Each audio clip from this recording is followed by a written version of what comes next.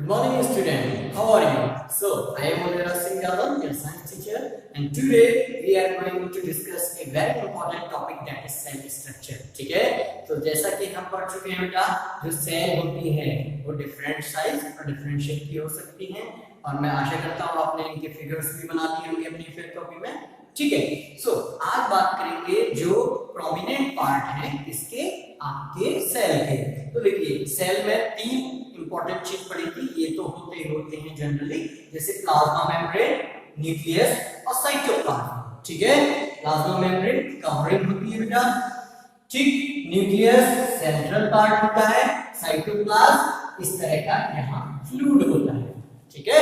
तो चलिए आइए सबसे पहले हम बात करते हैं प्लाज्मा मेम्ब्रेन की. किसकी बात करेंगे? प्लाज्मा मेम्ब्रेन की.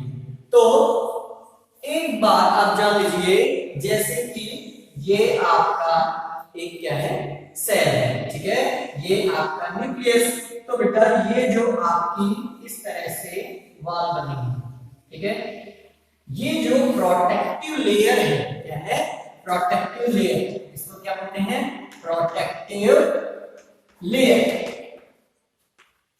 और इसको बेटा परमिएबल लेयर भी बोलते हैं. Permeable layer. ठीक है. ये क्या करती है बेटा? ये जो प्लाज्मा मेम्ब्रेन या सेल मेम्ब्रेन बोल लीजिए, ये मटेरियल्स को सेल के अंदर से बाहर, बाहर से अंदर लाने का काम करती है. यही बॉस है बेटा. कोई अंदर आएगा, कोई बाहर जाएगा, इसकी मर्जी के बिना नहीं जाएगा ना आएगा. ठीक है. तो ये बेटा बनी किससे होती है? ये एक्चुअली बनी होती है प्रोटीन्स और लिपिड से. एंड लिपिड से. कोई पूछेगा आपसे कि भाई प्लाज्मा मेम्ब्रेन किससे बना होता है? प्रोटीन है, लिपिड से. क्लियर है? अब बेटा क्या क्या मटेरियल अंदर या बाहर जा सकता है? तो फर्स्ट है बेटा एयर. क्या? एयर. और एयर में भी बेटा दो कंपोनेंट है. एक है CO2, एक है O2. तो देखो, जब सेल में क्या होता है? बहुत सारे फंक्शन होते हैं. तो फंक्शन होने के बाद उसके अंदर क्या होता है? CO2 होता है. तो CO2 इतना ज्यादा होता है कि उसको बाहर निकालना पड़ता है. इसी तरह से जब सेल के अंदर ऑक्सीजन की कमी होती है तो वो ऑक्सीजन बाहर से लेता है, CO2 बाहर भेजता है, ऑक्सीजन अंदर लेता है. ठीक है. तो इस तरह का फिनोमेना होता है. इस फिनोमेना को बोलते हैं बेटा डिफ्यूजन. क्या बोलते हैं? Diffusion. Diffusion is a process in which CO2 go out and oxygen comes in the cell through the plasma membrane. Clear? This process is called as diffusion. Clear? अब दूसरा चीज क्या जा सकता है सर? दूसरा चीज जा सकता है बेटा वाटर. क्या जा सकता है? वाटर. सो सेल के अंदर से वाटर जाना, ठीक है, या फिर वाटर अंदर आना. ठीक है. दोनों ही प्रोसेस को एक नाम से जानते हैं, ऑस्मोसिस. क्या बेटा? ऑस्मोसिस. ठीक है. ठीक है. एयर बेटा अंदर या बाहर जाएगा तो उस प्रोसेस को बोलेंगे डिफ्यूजन. वाटर अंदर या बाहर जाएगा उसको बोलेंगे ऑस्मोसिस. क्लियर? ओके. अब चलो बेटा, ऑस्मोसिस में क्या है? ऑस्मोसिस में वाटर अंदर बाहर जाता है और हमेशा याद रखना, हाई कंसंट्रेशन से टू लो कंसंट्रेशन भी जाएगा. लो कंसंट्रेशन भी जाता है. ठीक है. ये बहुत इंपॉर्टेंट पॉइंट है. सेल के बाहर पानी ज्यादा है तो अंदर आएगा, सेल के अंदर बहुत ज्यादा वाटर हो गया तो वो बाहर आएगा. क्लियर है? ओके. तो ये ऑस्मोसिस है, बस इतना याद रखना है. ठीक. तो चलिए, ये हो गई प्लाज्मा मेम्ब्रेन. अब सेकंड पार्ट हम देखने जा रहे हैं, वो क्या है? न्यूक्लियस बेटा. क्या है? Nucleus. So what is nucleus? Nucleus बेटा आपका डबल लेयर स्ट्रक्चर होता है. क्या? एक लेयर, और ये बेटा मैंने इसकी दूसरी लेयर बना दी. तो ये क्या है बेटा? ये डबल लेयर स्ट्रक्चर है. क्या है? Double layer structure. ठीक. ओके. ठीक. अब देखिए बेटा, डबल लेयर स्ट्रक्चर हो गया. इसके अलावा ये जो न्यूक्लियस है, इसके अंदर होता क्या बेटा? इसके अंदर होते हैं इसके अंदर होते हैं बेटा क्रोमोसोम्स। क्या होते हैं? क्रोमोसोम्स। ठीक है, और क्रोमोसोम या क्रोमेटिन मटेरियल बोलते हैं, क्रोमेटिन मटेरियल, क्रोमेटिन मटेरियल। ठीक है, अब ये क्रोमोसोम्स के अंदर क्या होता है बेटा? इनके अंदर होते हैं डीएनए, और बेटा क्या होता है? जीन। क्या होते हैं? जीन।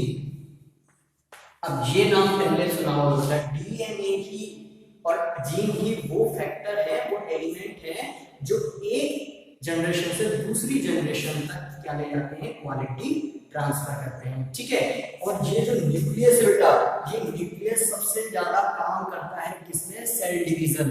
जो इस देखिए, ये बेटा जो न्यूक्लियस होता है ये इस तरह से दो इसमें कन्वर्ट हो जाता है, दो न्यूक्लियस में। इसको बोलते हैं बेटा सेल रिप्रोडक्शन, सेल का बढ़ना। देखो, एक सेल से दो बन गए, दो से चार, चार से छह, 7 8 9 10, इस तरह से बढ़ता जाता है।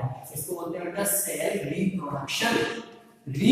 रिप्रोडक्शन तो ये किसकी मदद से होता है बेटा? ये न्यूक्लियस की वजह से ही होता है। ठीक है, क्योंकि इसमें डीएनए होता है। ठीक, अब डीएनए की फुल फॉर्म याद रखना है बेटा। डीएनए की फुल फॉर्म क्या होती है? Deoxy ribo nucleic acid, nucleic acid. ये बेटा इसकी फुल फॉर्म है डीएनए की। क्लियर है? ये याद रहेगा। तो ये होता है न्यूक्लियस। ओके, अब बेटा कुछ ऑर्गेनिज्म ऐसे हैं, क्या कुछ ऑर्गेनिज्म ऐसे हैं जिनमें कि न्यूक्लियस होता ही नहीं। ठीक है, जैसे कि एक होते हैं प्रोकैरियोटिक ऑर्गेनिज्म, एक होते हैं यूकैरियोटिक। तो बेटा यूकैरियोटिक कौन से ऑर्गेनिज्म होते हैं? ऑर्गेनिज्म इनमें क्या होता है बेटा? Fix nucleus, contain fix nucleus होता है। इसमें क्या होता है बेटा? न्यूक्लियस होता है। जैसा अभी हमने देखा ना प्लाज्मा मेम्ब्रेन के अंदर क्या है? न्यूक्लियस। तो इनको बोलते हैं यूकैरियोटिक ऑर्गेनिज्म। जैसे ह्यूमन हो गया बेटा, एग्जांपल क्या हुआ है? ह्यूमन,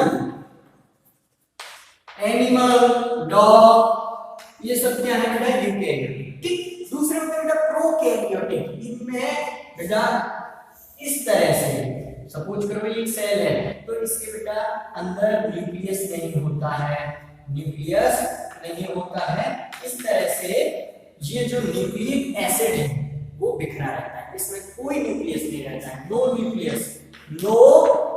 न्यूक्लियस इनको बोलते हैं प्रोकैरियोटिक। क्या बोलते हैं? एग्जाम्पल बेटा, एग्जाम्पल है इसका बैक्टीरिया। क्या है? बैक्टीरिया। आपकी बुक में बेटा यूकैरियोटिक और प्रोकैरियोटिक के डिफरेंस की एक टेबल दे रखी है, वो आपको बहुत अच्छे से फिर कॉपी में लिखना है। क्लियर है? ये आपका होमवर्क है। ये क्या है? होमवर्क। क्लियर है? तो ये हो गया ऑल अबाउट न्यूक्लियस। चलिए एक और इंपॉर्टेंट स्ट्रक्चर की बात करते हैं जिसका नाम है सेल वॉल। ठीक है, जैसे कि ये मैंने कुछ इस तरह से बनाया था बेटा, ये क्या है? इस तरह से, इसके ऊपर ये आपका येलो कलर का, ये येलो कलर का क्या है बेटा? ये येलो कलर का है आपका प्लाज्मा मेम्ब्रेन। लेकिन जो एनिमल, ये एनिमल के लिए होता है। लेकिन बेटा आप बताओ, जैसे कि प्लांट है, आप लोग तो सर्दी आती है कपड़े पहन लेते हैं, ठीक है, गर्मी आती है कपड़े खोल देते हैं, कम पहनते हैं, ठीक है, और सर्दी गर्मी बरसात आंधी तूफान आता है तो हम घरों में सुरक्षित रहते हैं। लेकिन प्लांट का सोचिए बेटा, प्लांट्स के पास कुछ नहीं होता है, तो वो क्या करेगा बेटा? नेचर की हेल्प लेगा। इसलिए नेचर उसको एक एक्स्ट्रा स्ट्रक्चर देती है जिसका नाम है सेल वॉल। इसके प्लाज्मा मेम्ब्रेन के ऊपर एक और स्ट्रक्चर होता है, इसका नाम है सेल वॉल। और ये केवल बेटा प्लांट्स में मिलती है। किसमें मिलती है? प्लांट्स में, ह्यूमन वगैरह में नहीं मिलती है, ठीक है। और ये बनी किससे होती है? ये बेटा सेल्यूलोज से बनी होती है। किससे? सेल्यूलोज से। और इसका काम क्या होता है? इसका काम होता है इस प्लाज्मा मेम्ब्रेन की सुरक्षा करना। देखो जैसे ही ऑस्मोसिस प्रोसेस होता है तो ये या तो इसका साइज बढ़ेगा, प्लाज्मा मेम्ब्रेन फूलेगी, इंक्रीज होगी या श्रिंक होगी, लेकिन ये इसको प्रोटेक्ट करके रखता है। क्लियर है? तो ये ऑल अबाउट सेल वॉल। चलिए अब थर्ड है साइटोप्लाज्म। क्या? साइटोप्लाज्म। तो बेटा साइटोप्लाज्म क्या है? एक फ्लूइड है। क्या है? फ्लूइड। और इस फ्लूइड में बेटा बहुत सारे स्ट्रक्चर घूम रहे हैं, उन स्ट्रक्चर्स को बोलते हैं ऑर्गेनेल्स। क्या बोलते हैं? ऑर्गेनेल्स। ठीक है? तो ये ऑर्गेनेल्स ही वाकई में वो एलिमेंट हैं जो हमारी बॉडी के सभी फंक्शंस करते हैं, जैसे नर्वस सिस्टम है, रेस्पिरेशन सिस्टम है, सभी ये हैंडल करते हैं। क्लियर? सो आज हम इतना ही देखेंगे, होप आपको समझ में आया। अगले नेक्स्ट जो हमारा लेक्चर होगा उसमें हम ऑर्गेनेल्स के बारे में डिस्कस करेंगे। ठीक है? कोई डाउट होता है then you can contact me. Till then thank you very much, have a nice day.